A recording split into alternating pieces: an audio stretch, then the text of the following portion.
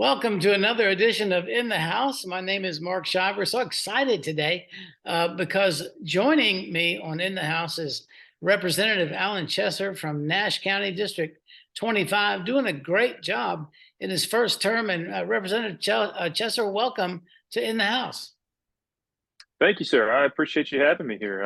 I just having a blast being a freshman in this little bit of controlled chaos that we have here, and I'm learning a lot and thoroughly enjoying it. Yeah. So as you can see behind me, we have an empty House chamber, and sounds like we might have more of that based on what the speaker and the leadership said over the past couple of days about this budget.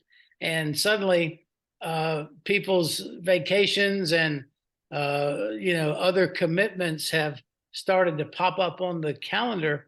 And so we might, as of yesterday, they were saying we might be August before we get the budget done. So are you sort of in a holding pattern, or do you have stuff that's occupying your time during this kind of a lull?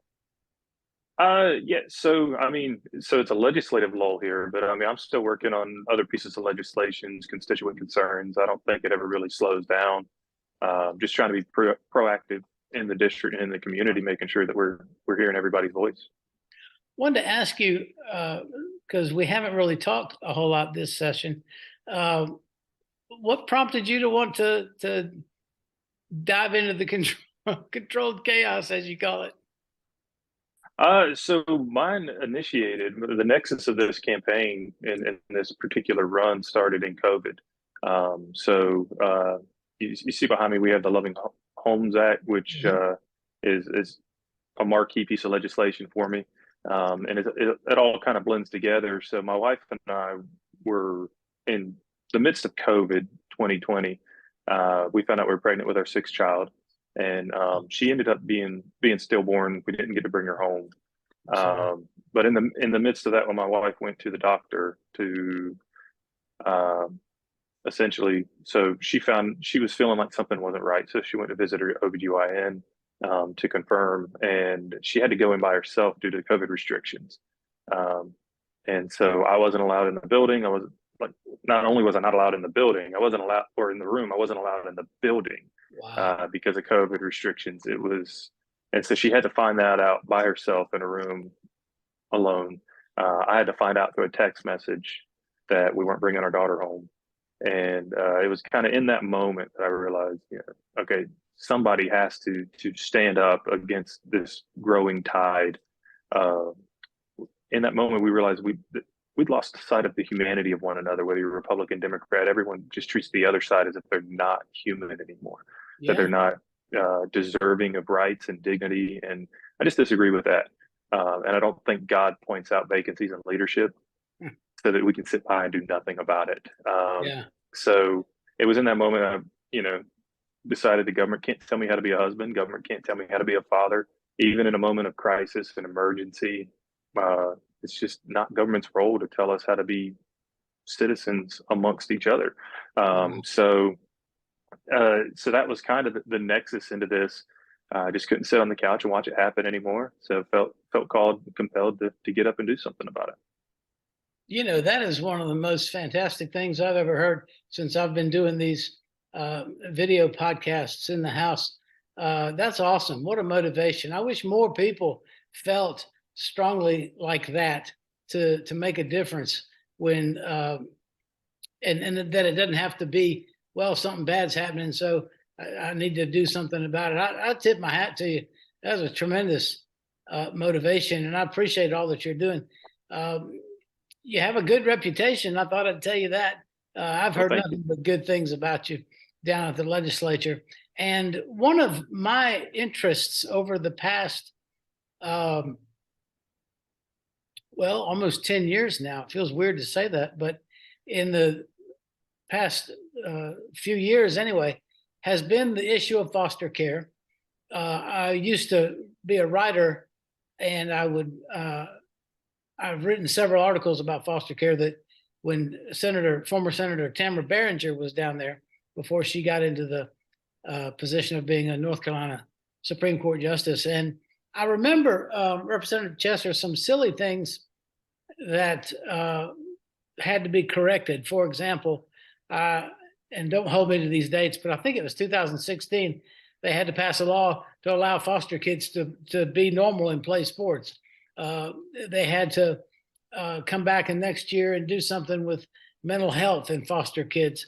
And I think, I don't know if it passed or not, but there was a bill that would allow a kid who was aging out to have some grace to stay with the foster family a little bit longer, as opposed to just throwing them in the street just because they turned 18. My point is, a lot of the laws have had to be fixed because through the years, somehow the statutes on the book regarding foster care just kind of gotten archaic. And so here you are with a perfect example of that. The Loving Homes Act, House Bill 815, you sponsored it, it got passed, and Governor Cooper signed it. So congratulations. Yeah. Now tell us about House Bill 815. Yeah, so the Loving Homes Act has the same nexus as my campaign story. So beyond losing our daughter, my wife and I, about a year or 18 months later, we're talking about fostering. We knew that we had space in our heart and our home for another child. And so we started looking into it. We've got a couple members of our church that are guardian ad litem. And so we were talking to them about the program. They wrote us reference letters. And so we contacted DHHS about getting the interview process started and getting the paperwork started. And the lady was just heartbroken that, she couldn't even consider us because we had 5 children in the home already. And so that was the first time I'd ever heard that, there was an automatic disqualifier just based off of the number of kids that you have in a home already. And that includes, biological children that might be babysat in the home, whether full or part-time. And so it's just, to me, it seemed like just an arbitrary disqualification. And so it was one of those things that I had on my radar when I won the election. It was definitely going to be a priority this cycle to try to go ahead and look into it more.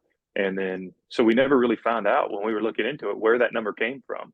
And so I'm pretty pragmatic and understand that I may not always be the smartest person in the room. And so I assume that someone put that number there for a reason. So I didn't want to remove a safety guard if that's the purpose of it being there. So what I wanted to do instead was make it a judgment call of the trained professionals at DHHS to say, hey,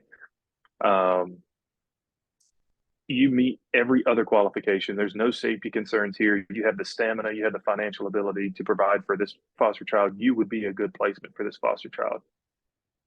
The unfortunate part was they were not able to do those background checks and make those evaluations previously because the disqualification came on the front end. Now we're saying we're not saying that, okay, if you have 5 kids, you can't host foster children at all. We're just saying that, hey, okay, now somebody's going to have to sign off on you as an individual case to host a single foster child, or the second exemption is foster pairings, sibling pairings to keep siblings together. Because we know that life outcomes for siblings that get to stay together are significantly better than those that are separated through the foster care system. And so we were fortunate enough to find some good co-sponsors up here, some other people that are passionate about the foster care. I hate to use the word industry, but the issues around foster care, and got some good partners, and it passed the House unanimous and passed the Senate unanimous. And then, fortunately, the governor signed it. I was trying to get to do a little signing ceremony, but like you said, at this time of year, everybody's vacations, nothing lines up. So it's just happy to see him sign it into law and absolutely be able to hang it on my wall as a victory. Yeah. So let's talk about some of the pragmatic parts of this bill. I was having this thought while you were describing it. If you've got 5, well, 6 is probably not going to be a problem as far as knowing how to parent, knowing how to run a household with a lot of children. And so it's not like you're taking a family of, with 2 children and suddenly giving them 4 foster kids at one time. I don't see anything wrong on the surface why somebody that's already doing a good job, with a certain number of children, why you can't add to that. And What was some? Did you come across any objections from the people in the DHHS? No, DHHS, they were pretty supportive of the idea. They were concerned that we were going to be removing safety guardrails. And once I actually laid out the thought that I had, where I don't want to remove anything, I'm actually just putting the ball in your court to make a judgment call. They were much more supportive, and they worked with us on the language. We changed some stuff, actually based off an advisement from them. We added a section at the end because federally, our language has to be accepted in order to still qualify for federal subsidies. So our effective date, if you read the bill, is either effective the date of the passage or the date that it is federally accepted, depending on whether or not it qualifies for that, if it's mandatory that it be accepted federally or not. And that was based off of a recommendation from DHHS because they didn't want the bill or the bill to be non-enforceable, now law to be non-enforceable, based off of an issue with the date in the bill, and us had to come back later and file a second bill to amend the law. So they were very proactive with us in this process. And like I said, this is just the tip of the iceberg as far as foster care said. You alluded to it. It's you don't realize it, but this was just one passion project that I walked in, and then when you start peeling the onion back on foster care, you start to realize just how big of an issue it is. We're looking at another bill that would close the gap, like you said, in the foster care system with mental health. No child comes into the foster care system lacking trauma. Trauma is always the trigger for a child entering the foster care system.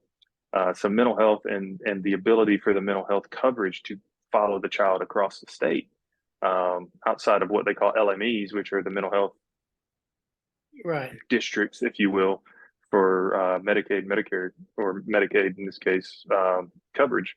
And so we're looking at that. And then, like you said, the additional time, the at post 18, I've got an 18-year-old now, and he still needs some guidance. He still needs some parenting. He still needs us to walk alongside of him. And that need doesn't go away just because it's not a biological child. It's someone that you're fostering.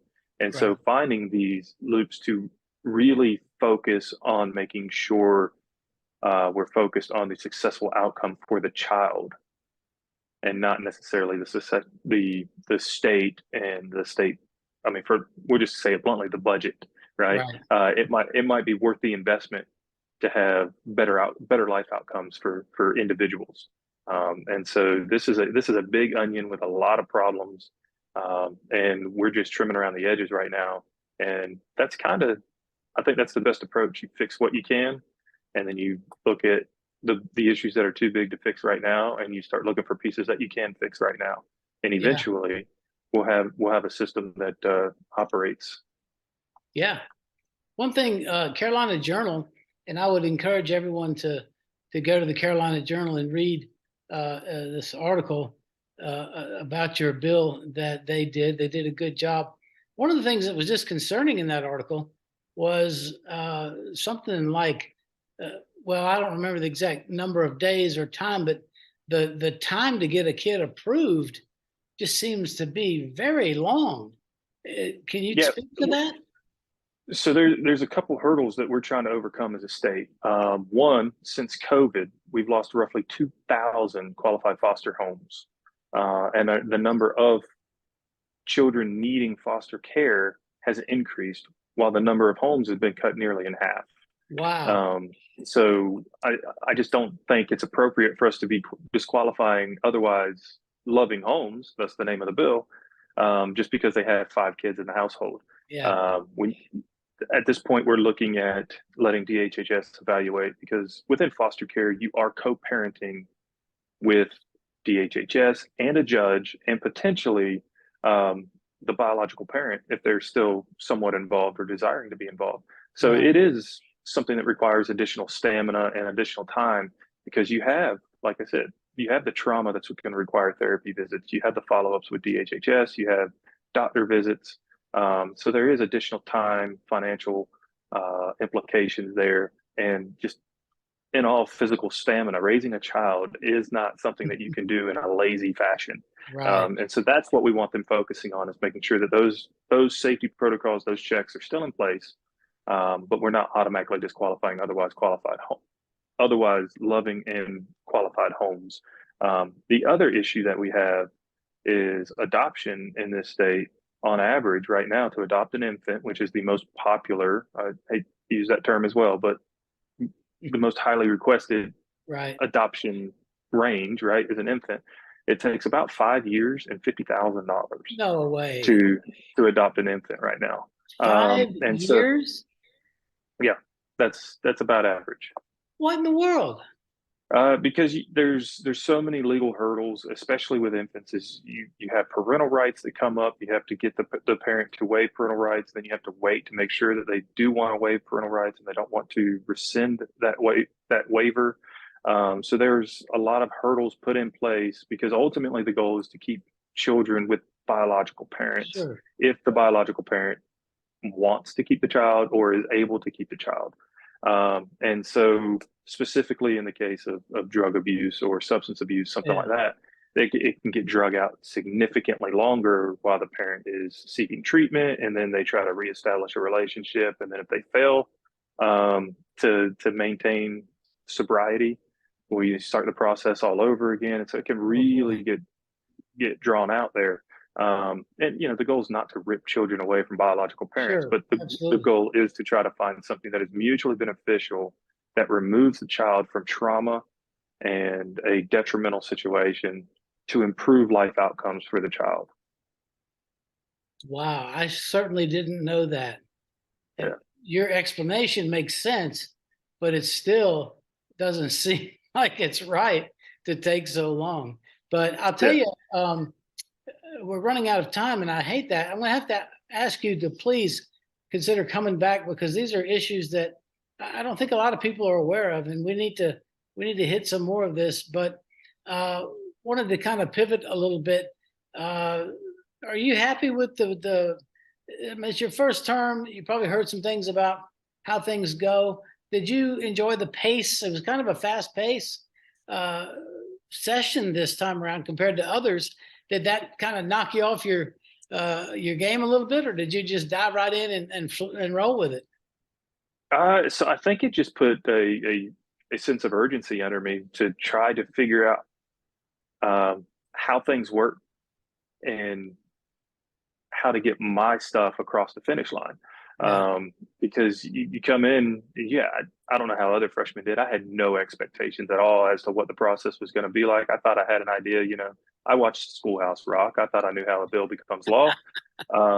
And so it's just trying to figure out what the levers are, who controls those levers, how to get from bill drafting to a bill that's in committee, get how to manipulate that bill through committee, and then ultimately, right, like up until the governor signed it, we were kind of trying to figure out, okay, is he going to sign it? I don't think he's going to veto it, but is he going to let it become law without signing it? And just Right.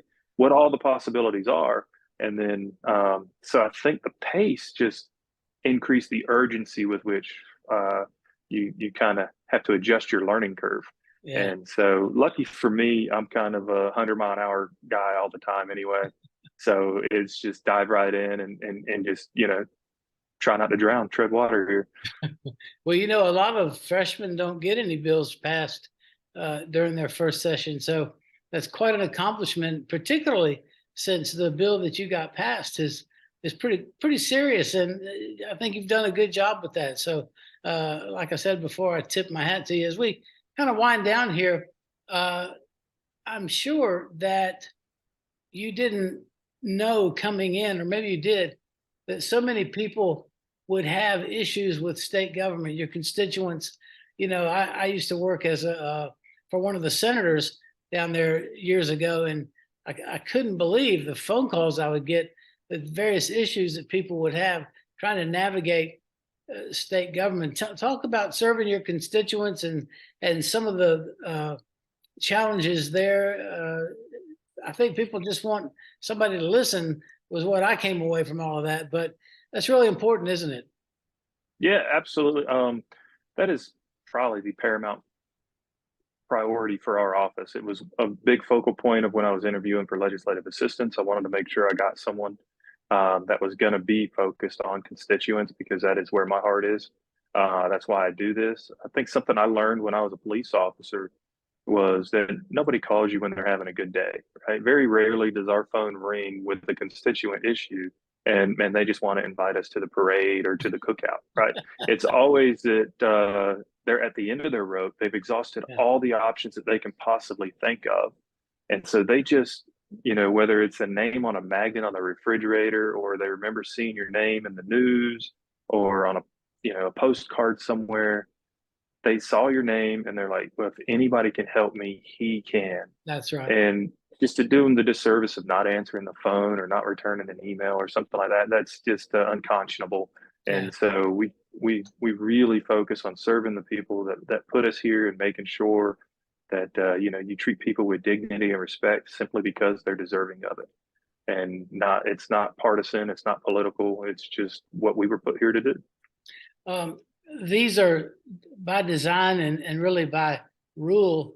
These interviews that I'm doing in the House are not campaign oriented, so I can't talk about that.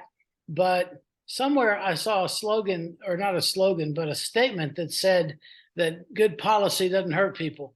I think that might have been something I saw on something that you might have had, but I think that's one of the most profound things that I've ever heard. And I think it's 100% correct.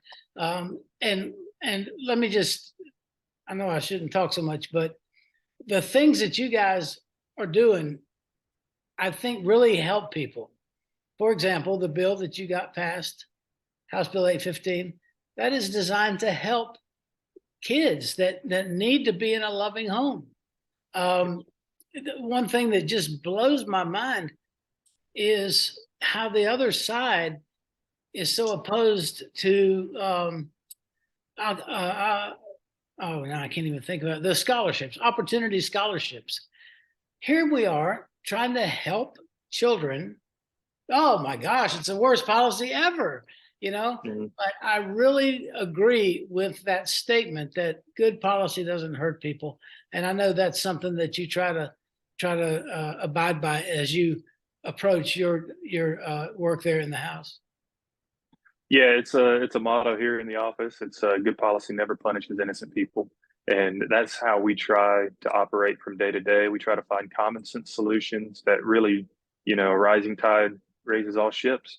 And so I tell my kids also, the goal here is not to blow someone else's candle out and say that yours is burning brighter, right? If you really want to illuminate the room, you need to light as many candles as you can. Wow. And so that's the goal here, is to help as many people as we can with the opportunity that we're given for as long as we get to sit here. Yeah. Tomorrow's not guaranteed, so let's not waste time. Yeah. Well, Representative Chesser, what a great time. I enjoyed it. I could talk to you for another 20 or 30 minutes, but maybe we'll do this again down the road. And I appreciate all that you're doing for your district, District 25 there in Nash County, and for the people of North Carolina. Keep up the good work, and thank you for being our guest on In the House. Thank you, sir. Have a great day. You too.